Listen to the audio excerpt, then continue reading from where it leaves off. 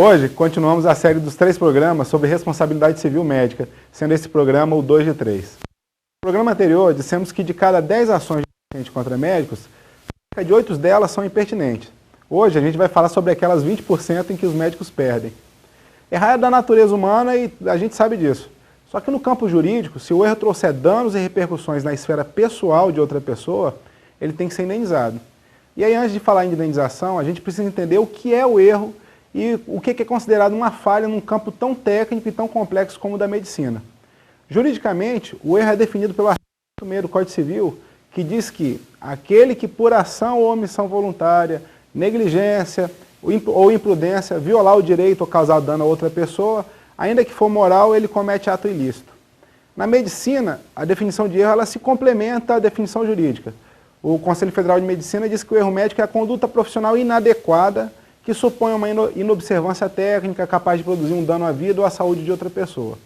Vocês percebam aí que a definição de erro, tanto jurídica quanto médica, elas se complementam e dá ao profissional de saúde um norte seguro para seguir, para evitar ser condenado e responsabilizado judicialmente, que é justamente de conhecer bem o seu código de ética médica e aplicar bem os procedimentos e protocolos para cada tratamento.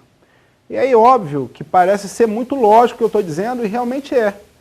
Mas toda condenação de um médico ou um profissional da saúde acontece puramente pela inobservância de algum procedimento técnico ou até mesmo a ignorância de utilizar o seu próprio Código de Ética Médica na sua própria defesa.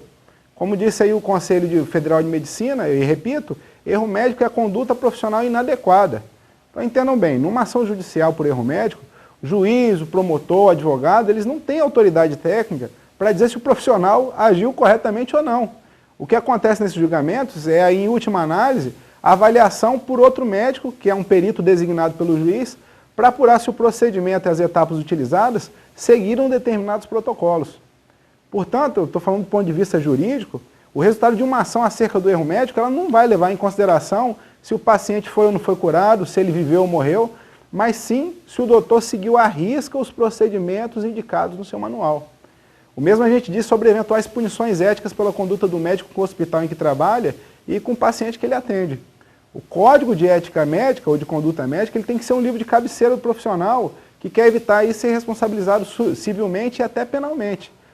Um exemplo é o capítulo 3, que ele estabelece aí quais são as condutas proibidas pelo médico, mas que pode acabar acontecendo cotidianamente pelo simples desconhecimento ou esquecimento profissional dessas regras.